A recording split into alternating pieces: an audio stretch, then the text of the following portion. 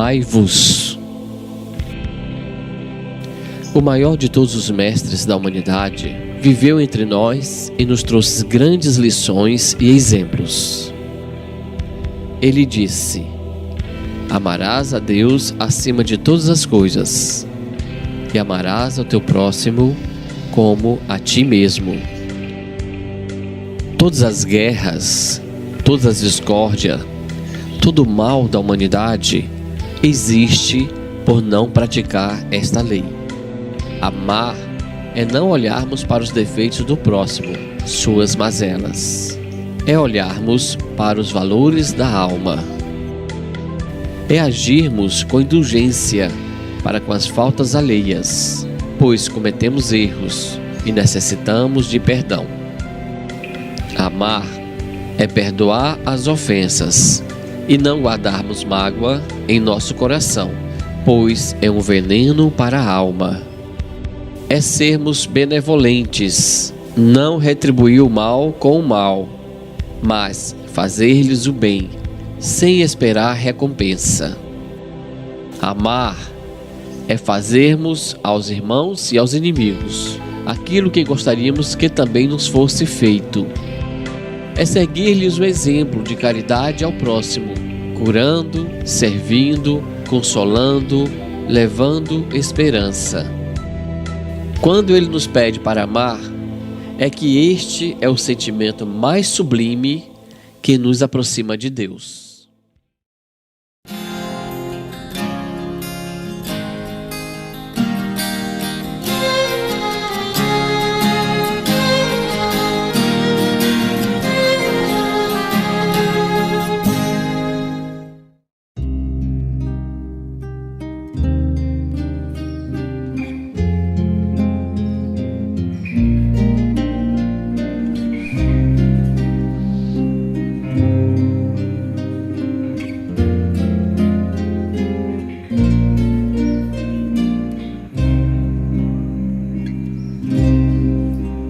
Desaba o velho mundo em treva densa, e a guerra como um lobo carniceiro ameaça a verdade e humilha a crença. Nas torturas de um novo cativeiro, mas vós no turbilhão da sombra imensa, tendes convosco o excelso companheiro que ama o trabalho, esquece a recompensa no serviço do bem ao mundo inteiro. Diz que a terra tem crimes e tiranos que são missões, desvarios, desenganos, asperezas dos homens da caverna. Mas vós tendes Jesus em cada dia.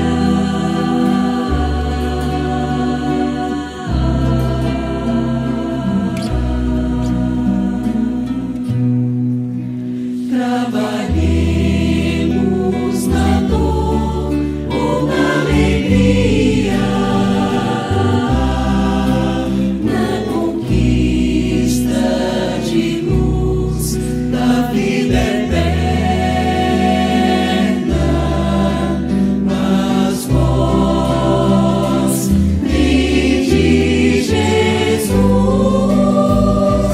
em cada dia.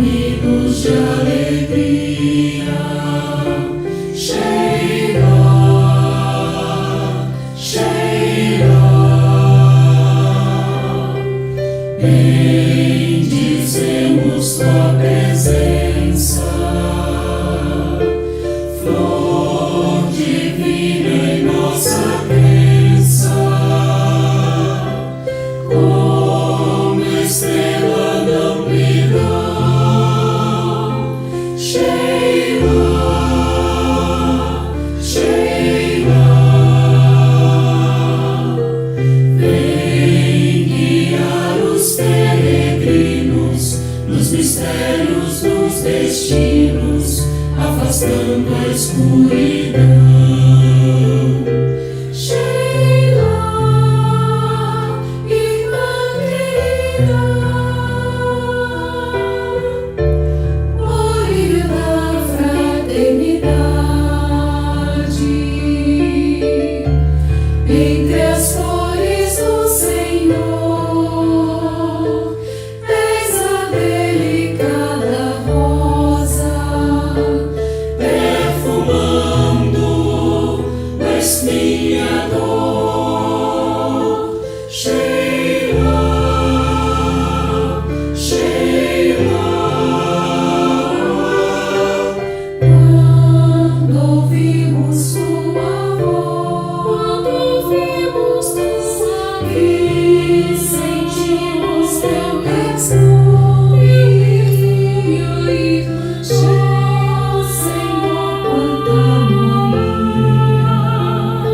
Sheila, Sheila. Nossas almas comovidas, de esperanças perfloridas, cantam hinos de alegria. Sheila, Sheila.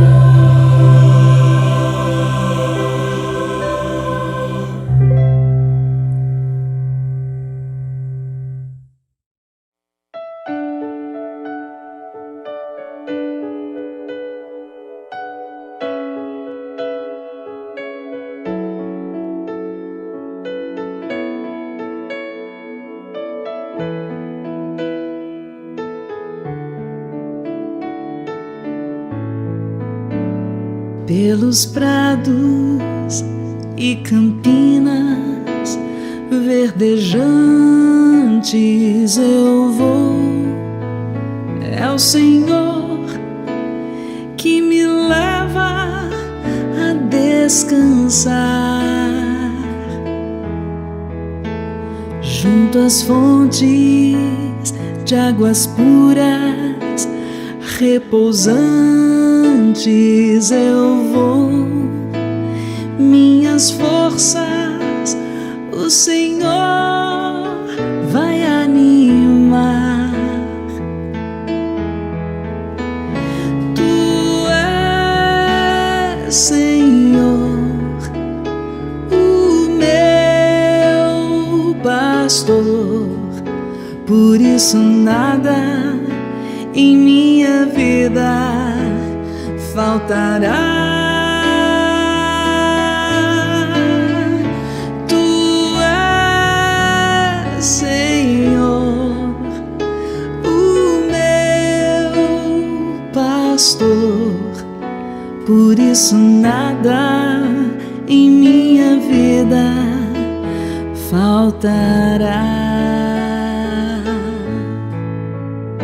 Nos caminhos mais seguros, junto dele eu vou, e para sempre o seu nome eu honrarei.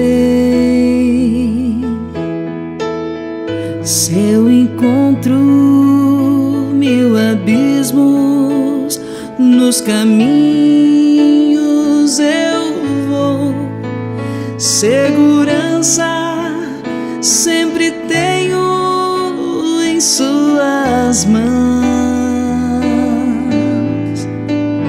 Tu és, Senhor, o meu pastor, por isso nada em minha vida faltará.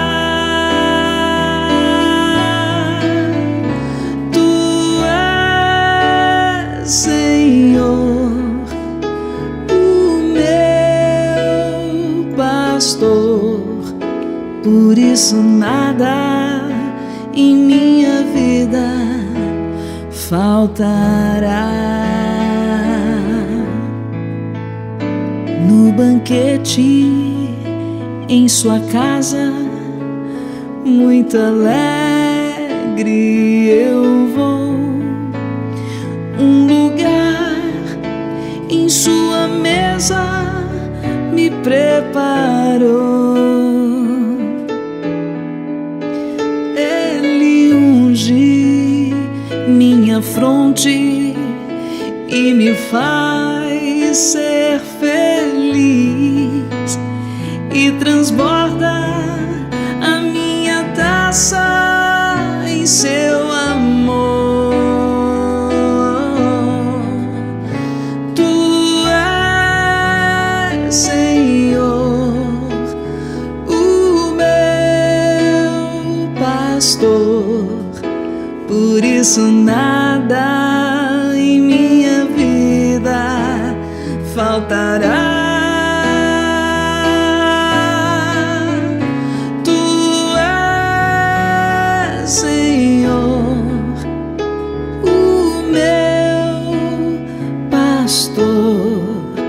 Por isso nada em minha vida faltará. Bem à frente do inimigo, confiante eu vou. Tenho sempre o Senhor junto de mim. Seu cajado me protege e eu jamais temerei. Sempre junto do Senhor eu estarei. Tu és, Senhor, o meu pastor, por isso nada em minha vida faltará. Tu és, Senhor, o meu pastor, por isso nada em minha vida faltará.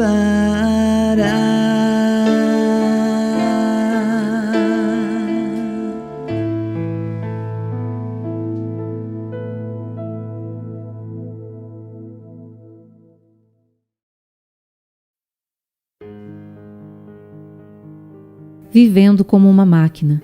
Senhor, não me deixes viver maquinalmente, sem sentimentos, sem aberturas, sem esperanças, com um vazio que aperta, tolhe e infelicita. Não posso viver assim. A tua voz me diz que existem novas estradas por onde andar. Dependendo do meu esforço, uma nova visão da vida se abre e se materializa. Sinto isso nas entranhas do meu ser, como querendo pôr abaixo as minhas resistências na preguiça, no vício, na revolta. Estou necessitado das tuas vibrações calmantes e levantadoras das forças. Atua, portanto, em mim e desperta as minhas qualidades, fortifica o meu pensamento, equilibra o meu sentimento e faz-me melhor a cada momento. Quero estar contigo, abastecer-me e reabastecer-me na tua luz e no teu amor. Suprido interiormente, vou desmontando a máquina em que me converti e me transformando em gente que vibra, espera e confia. Obrigado, obrigado.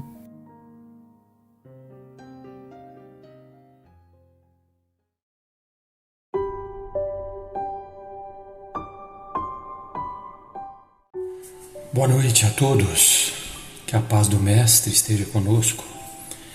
Vamos orar? Vamos louvar o Senhor, nosso Pai Celestial, e dizer o quanto Ele é maravilhoso, o quanto Ele é bom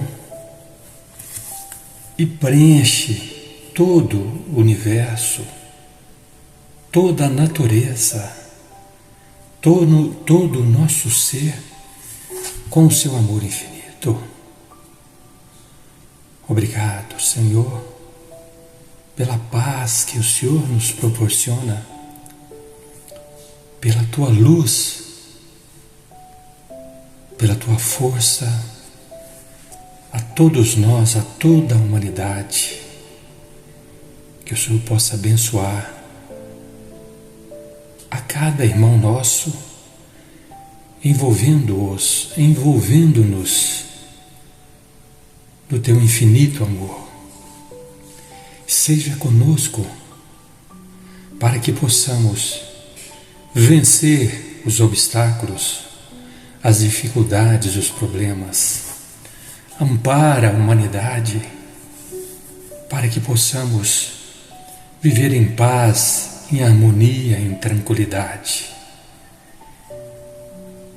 Pai nosso que estais no céu, santificado seja o vosso nome. Venha a nós o vosso reino.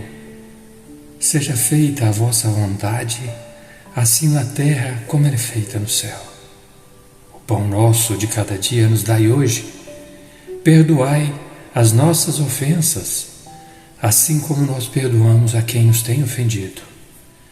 Não nos deixeis cair em tentação, mas livrai-nos do mal. Que assim seja.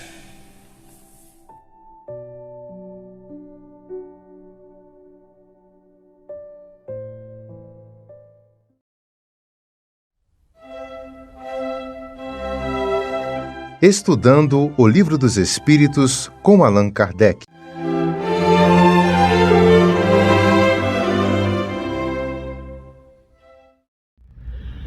Boa noite a todos, que Jesus nos abençoe. Vamos juntos fazer o estudo do Livro dos Espíritos na sua questão 100, Escala Espírita. É interessante, né, essa lição que Allan Kardec nos proporciona. Ela é um pouco extensa, nós vamos fazer um breve resumo, né, dessa classificação, na qual os espíritos fazem, né, sobre o grau de adiantamento evolutivo dos espíritos. Isso em relação ao espírito geral, não é só em relação à Terra, né, é a escala evolutiva do espírito, desde a fase, né, humana, quando ele entrou, né, a fase humana, até na angelitude. Então nós vamos ver nessas observações preliminares em que Allan Kardec, né, faz essa análise. A classificação dos espíritos se baseia no grau de adiantamento deles, nas qualidades que já adquiriram e nas imperfeições de que ainda terão de se despojar-se. Esta classificação, aliás, nada tem de absoluta. É uma classificação que, dependendo, né, do espírito, essa análise se modifica. Essa análise, né, varia de conformidade de quem a está fazendo. Mas podemos, né, informar que, de forma geral, maior ou menor número de classe pode existir conforme o ponto de vista de onde se considere a questão. Dá-se aqui o que se dá com todos os sistemas de classificação científica, que podem ser mais ou menos completo, mais ou menos racional, mais ou menos cômodo para a nossa inteligência. Seja, porém, quais forem, né, essa escala que forem usada, ela nada altera as bases da ciência. Essa classificação ela vai servir de orientação, que seriam em 3 escalas, no geral, para classificar-se, né, os espíritos existentes no universo.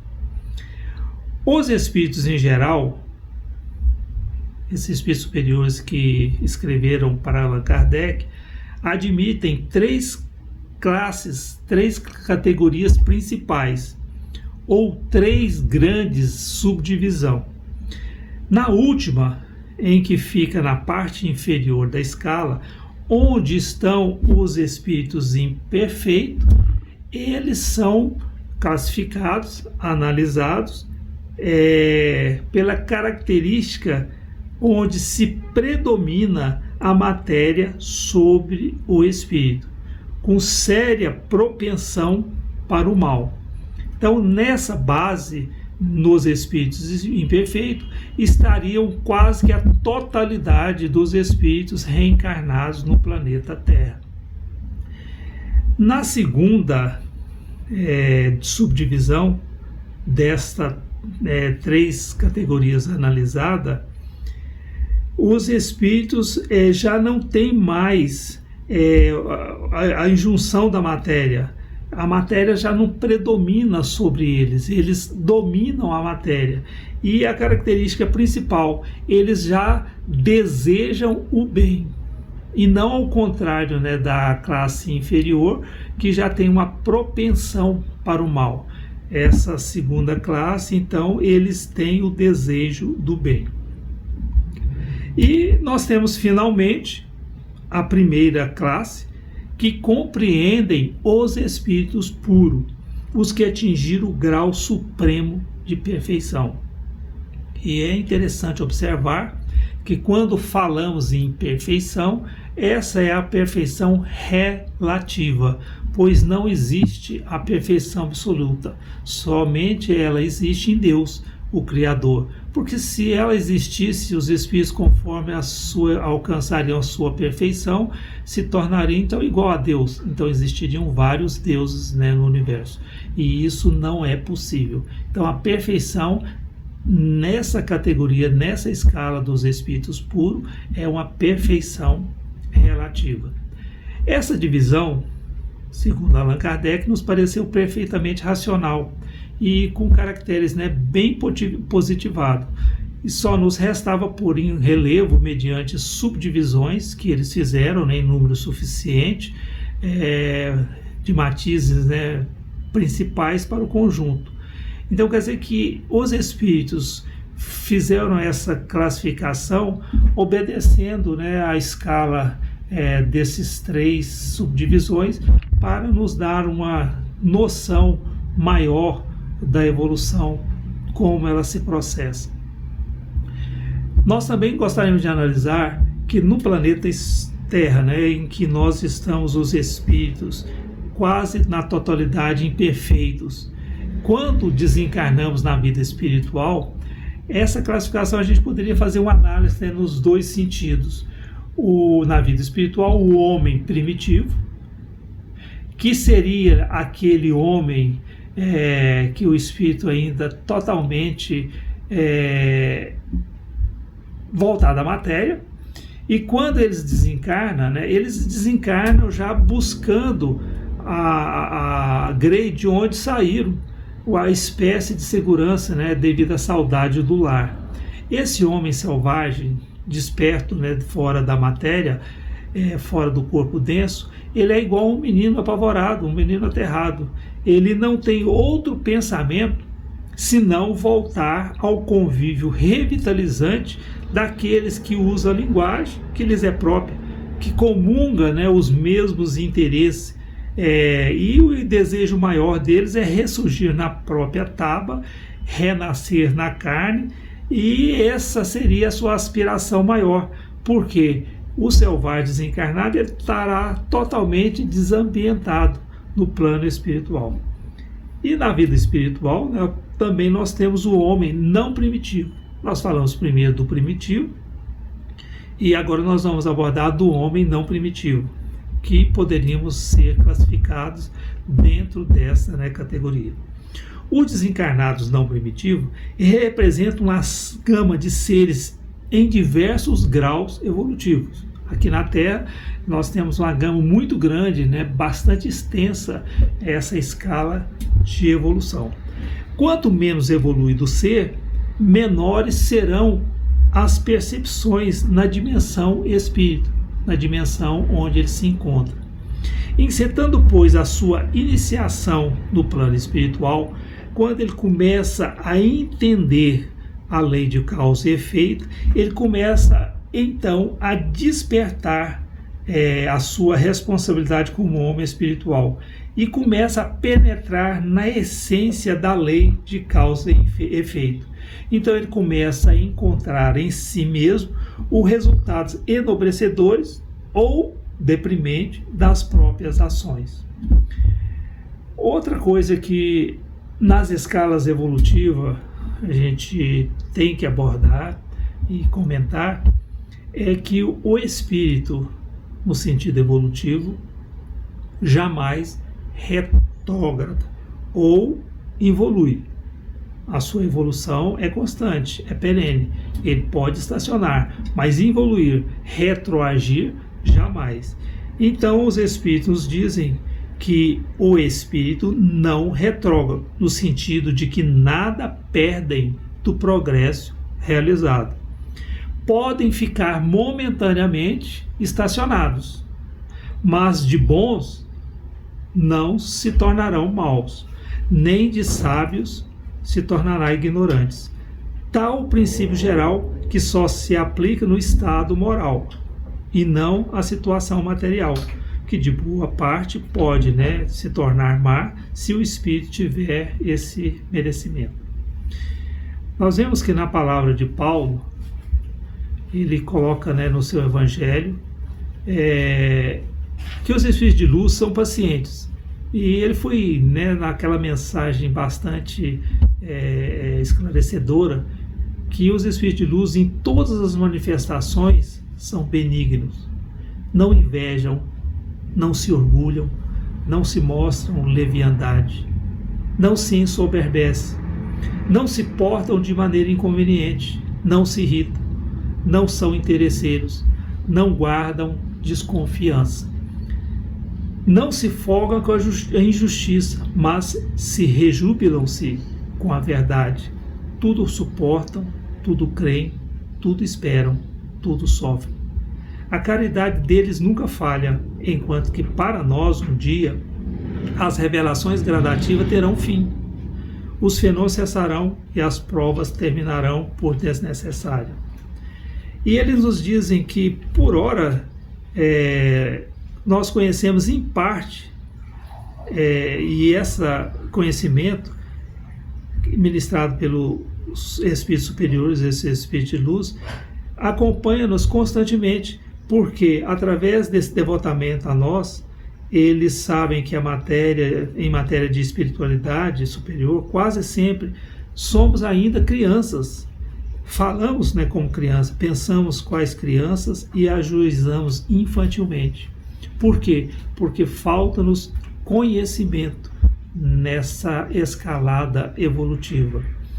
E a gente coloca claramente, muito sabiamente, Allan Kardec faz um resumo dos ensinos dos Espíritos, em que ele coloca no primeiro item: Deus é a inteligência suprema, a causa primeira de todas as coisas.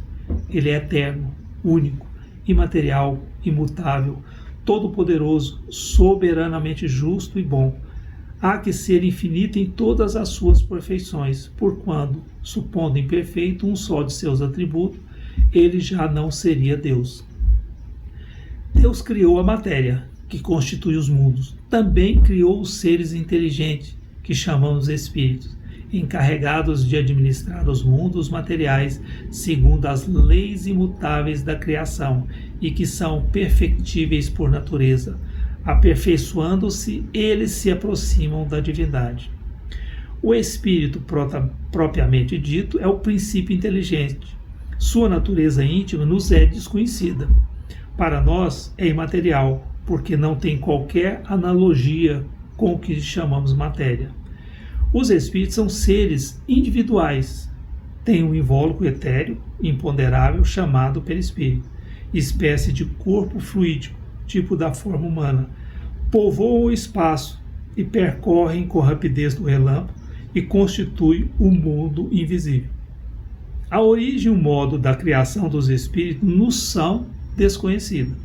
Sabemos apenas que são criados simples e ignorantes, isto é, sem ciência e sem conhecimento do bem e do mal, mas com igual aptidão para tudo, porquanto Deus, em sua justiça, não podia isentar a uns do trabalho que impusesse a outros para chegarem à perfeição.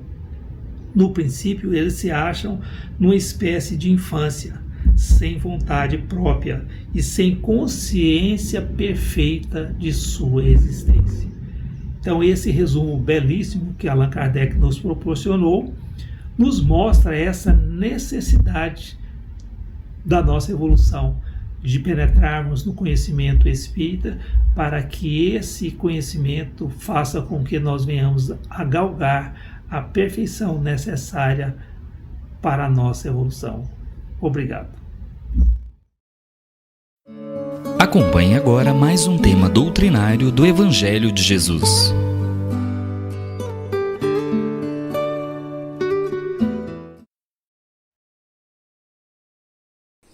Boa noite, meus irmãos. Que a paz e o amor do Mestre Jesus possam estar conosco nessa noite, nos inspirando e nos auxiliando no entendimento das lições sobre as quais refletiremos. O assunto é maravilhoso. Está no Evangelho segundo o Espiritismo, capítulo 15, item 6, a caridade necessária, segundo São Paulo. Mas quem foi São Paulo? Conhecido na doutrina espírita como Paulo de Tarso, ele foi um importante apóstolo que nasceu na região da Cilícia, uma antiga província romana que fica na Ásia Menor, na Ásia Menor, próxima ao Mar Mediterrâneo, onde hoje é a Turquia. Seu nome era Saulo e sua família era de comerciantes, com razoável situação econômica. Seus pais o enviaram para uma grande cidade lá da região para estudar. Ele formou-se e tornou-se uma pessoa de grande influência e muito religioso também. Após a morte de Jesus, ele foi um perseguidor implacável dos seguidores do Cristo. Possuía uma fé cega, era orgulhoso e buscava com ferro e fogo aniquilar os cristãos. Foi em uma de suas perseguições, viajando para a cidade de Damasco, que Saulo teve uma visão, um contato mediúnico com Jesus, que o convidou para seguir seu caminho e tornar-se seu apóstolo. Saulo passou então a adotar o nome Paulo, e diferentemente do que muitos de nós teríamos coragem de fazer, ele abandonou seu orgulho e entregou-se à humildade, comunicando-se diversas vezes mediunicamente com Jesus.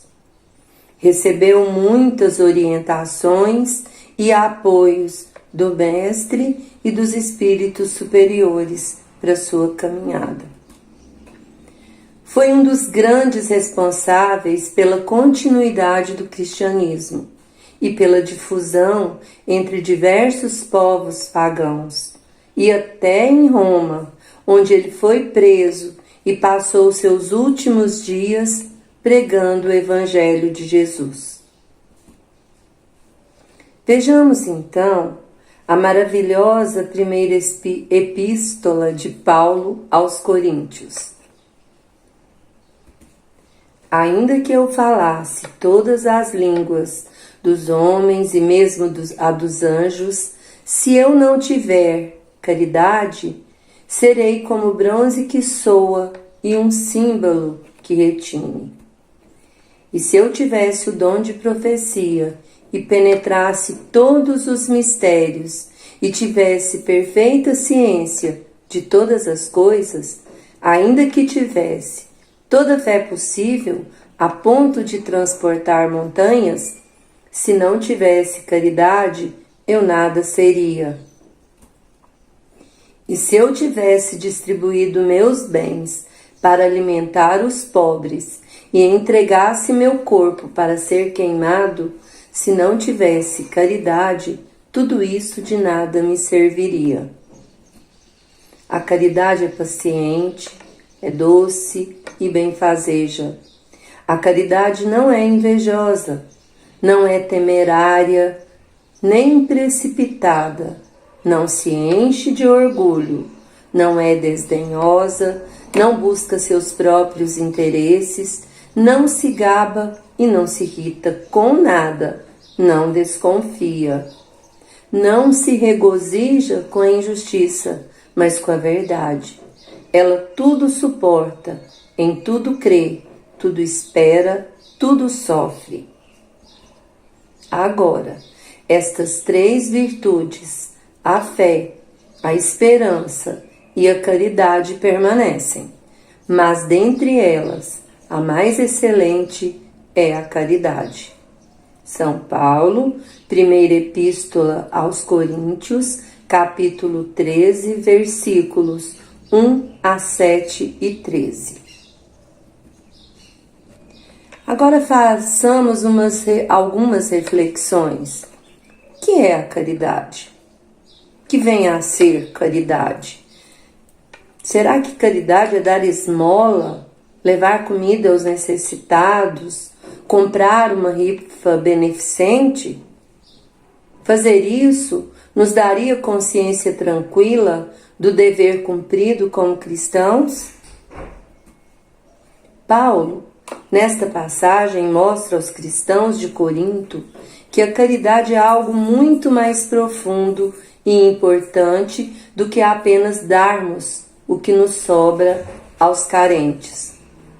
Embora isto também seja um ato caritativo, não resume a grandiosidade desta virtude.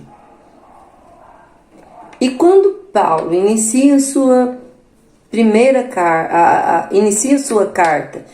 carta aos Coríntios, ele começa assim: ainda que eu falasse as línguas dos homens e dos anjos, se não tivesse caridade, seria como metal que soa ou como sino que retine. Este trecho é uma alerta para todos os que são oradores, sejam espíritas, católicos, evangélicos, umbandistas ou qualquer pregador que fale dos ensinos divinos. De nada adianta ser belo na palavra e pobre de ações. O exemplo de mudança íntima, de luta constante contra as imperfeições, deve fazer parte da vida dos que se dedicam a divulgar a mensagem cristã. Conheceremos a árvore pelos frutos. Jesus nos alertou sobre isso. Caso contrário, a palavra é como um sino que retine, ou seja, vai fazer barulho, muito barulho, vai chamar a atenção, mas não vai modificar os corações e as inteligências a que está direcionada. E Paulo continua sua carta, primeira carta aos Coríntios, falando o seguinte: e se eu tivesse o dom de profecia e penetrasse todos os mistérios e tivesse perfeita ciência de todas as coisas, ainda que tivesse toda a fé possível a ponto de transportar montanhas, se não tivesse caridade eu nada seria. Paulo aqui nos diz que ter conhecimento das coisas, do mundo espiritual, da nossa verdadeira vida, não faz do ser um ser caridoso, não faz de nós, uma pessoa caridosa. E Jesus mesmo diz, agradecido a Deus por haver escondido os mistérios divinos dos sábios e os revelado aos simples. Está em Mateus capítulo 11, no próprio Evangelho. Referindo-se, então, ao sentimento e à fé nos ensinamentos espirituais.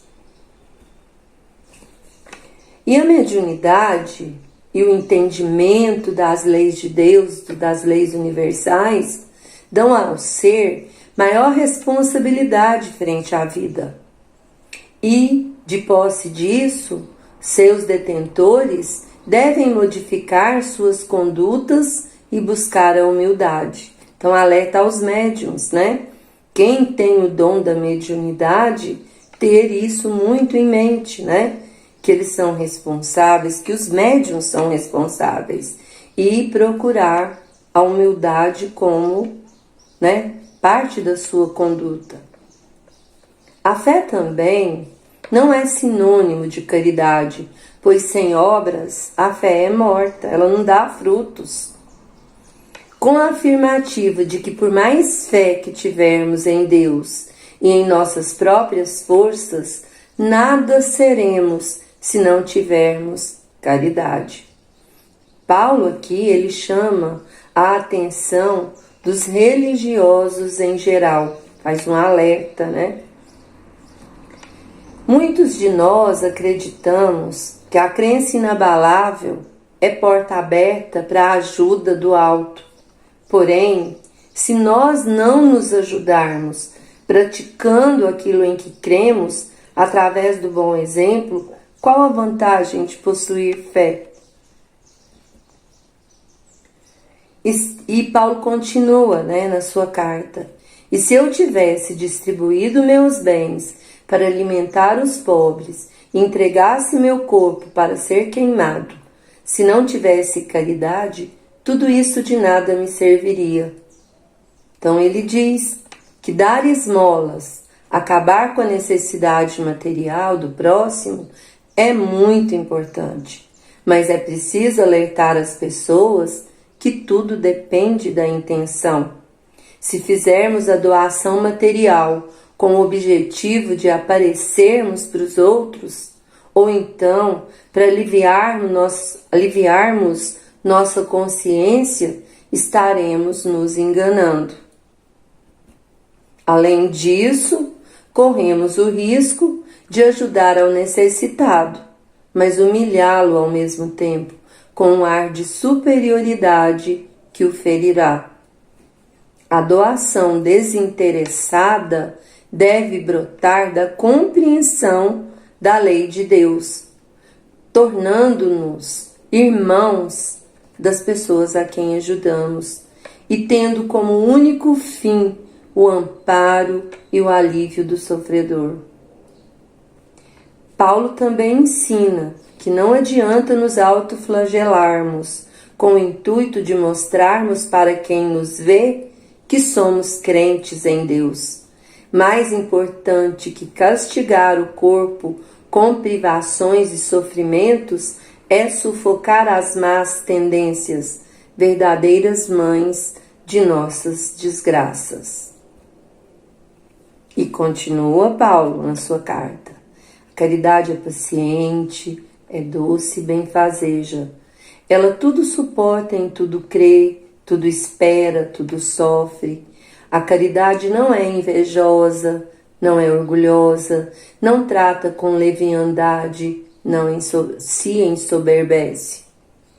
O apóstolo Paulo então mostra que a verdadeira caridade traz a resignação, que é o entendimento das dificuldades da vida como obstáculos a serem vencidos e que tem o objetivo do nosso progresso espiritual.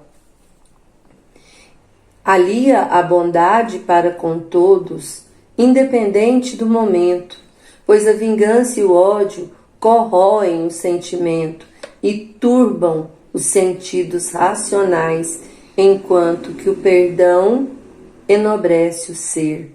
O perdão acalma, O perdão nos dá aquela sensação de plenitude, de estarmos no caminho certo, E continua Paulo. Não busca os seus interesses, não se irrita, não suspeita mal, não se regozija com a injustiça, mas sim com a verdade. E em um mundo onde o que mais vale é a satisfação pessoal, o egoísmo, Mesmo em detrimento da paz alheia, a caridade busca a misericórdia, a fraternidade. De que adianta levarmos vantagem em tudo se alguém estiver sofrendo com isso? Com certeza, esta dor do próximo será revertida em desespero, rancor, violência, que mais cedo ou mais tarde acabará voltando contra nós mesmos, contra nossos filhos, contra nossos amigos e as pessoas de um modo geral. Irritar-se é a melhor forma de perdermos a razão.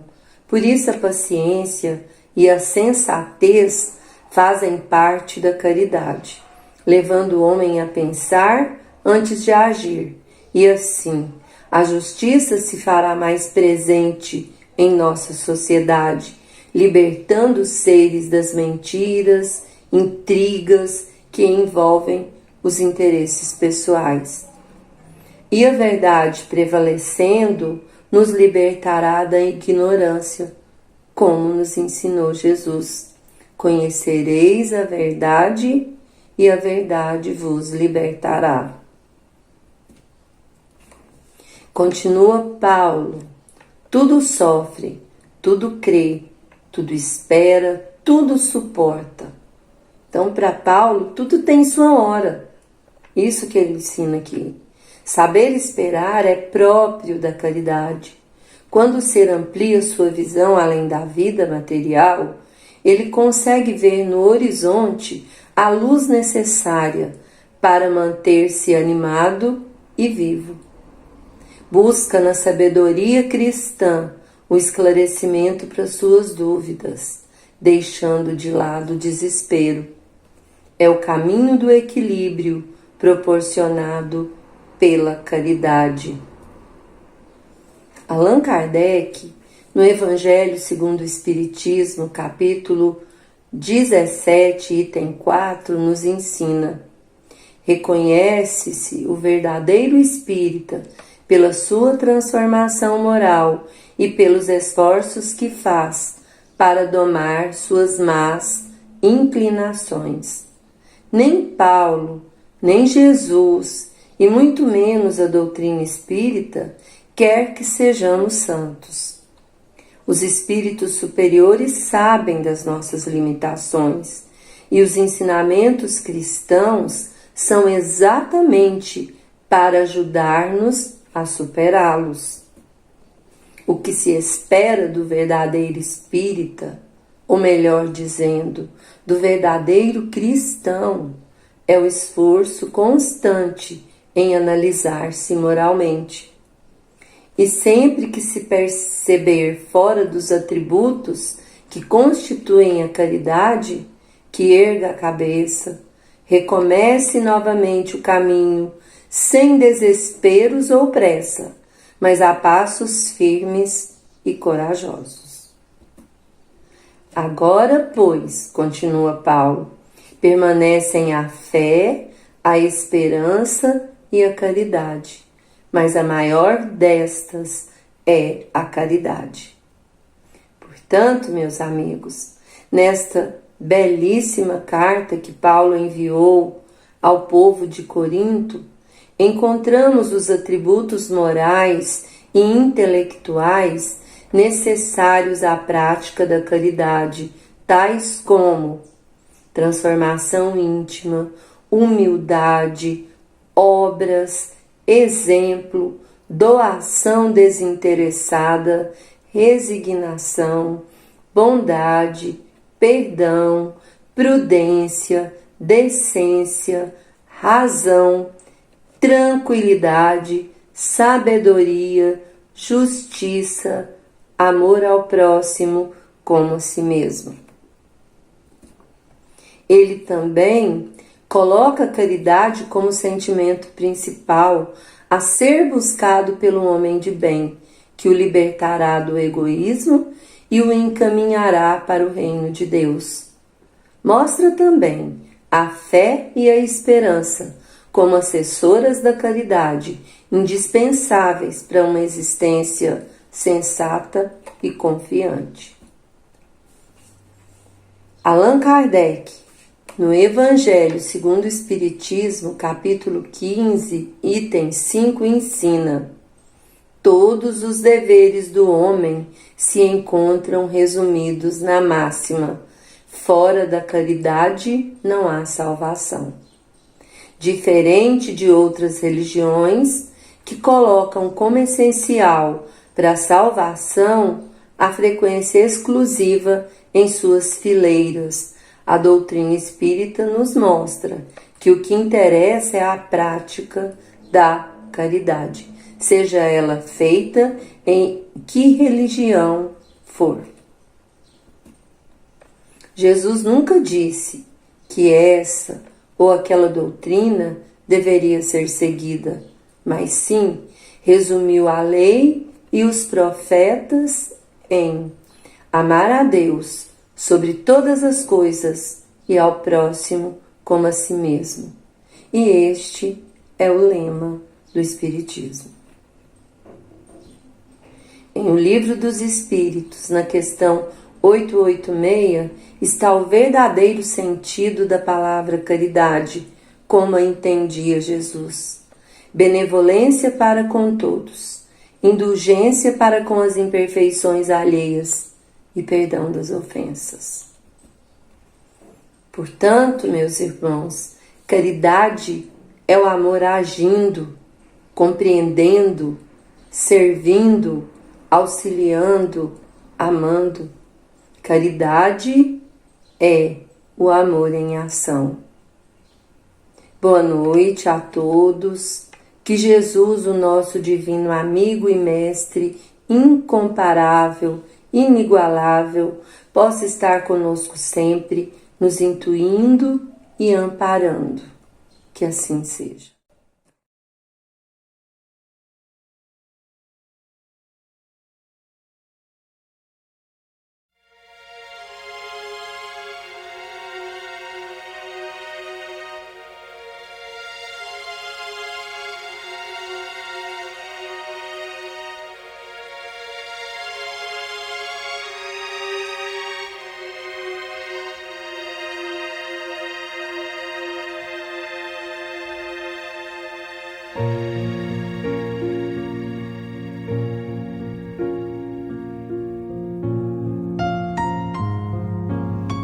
Queridos irmãos em Cristo, nesse momento de suave meditação, pedimos a presença de espíritos amigos para esse passe. Senhor de infinito poder e bondade, ajudai-nos a retirar da nossa mente todos os pensamentos negativos que se encontram alojados em nossa alma, fruto da nossa condição de ser imperfeito. Que ideias de vingança, pensamentos inferiores e egoístas sejam afastados da nossa mente.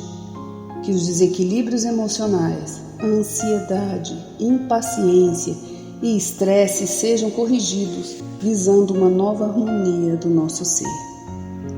Que todas as doenças alojadas em nosso corpo tenham seu mecanismo de enfermidade interrompido no nosso sistema de defesa orgânico e inicie a revitalização da nossa saúde. E assim, meu Pai Celestial, com suas bênçãos e as energias luminosas e curativas de seus missionários, possamos receber as melhores vibrações energéticas através deste passe e que essas vibrações venham em forma de ideias edificantes, de otimismo, alegria, e nos fortaleça para o perdão, a paciência e a serenidade necessárias à resolução de nossos problemas e provações. Peço, Senhor, que nos ensine a viver um dia de cada vez, que nos oriente a superar os traumas do passado e guardar apenas as lições valiosas, tanto de experiências felizes como as dolorosas. Também, Senhor, permita o cuidado necessário para controlarmos o medo diante do futuro que ainda está fora do nosso alcance. Que possamos aproveitar a beleza e o sabor dessa existência em cada momento sagrado que o Senhor nos permite viver, com sabedoria, discernimento e entusiasmo pela vida. Que nessa jornada terrena possamos aprender a nos elevar espiritualmente um pouco a cada dia, sempre seguindo os conselhos do Cristo. E que o espírito de fraternidade, o amor de Deus ao próximo e a nós mesmos sejam a base do nosso comportamento e a prática da caridade e do perdão a nossa conduta diária. E dessa forma, possamos ser merecedores das suas bênçãos, nos fortalecendo e curando nossas enfermidades por sua intercessão misericordiosa. Em nome de Jesus, agradecemos por tudo que recebemos até o dia de hoje, rogando mais uma vez a tua proteção, o teu amor e a tua paz.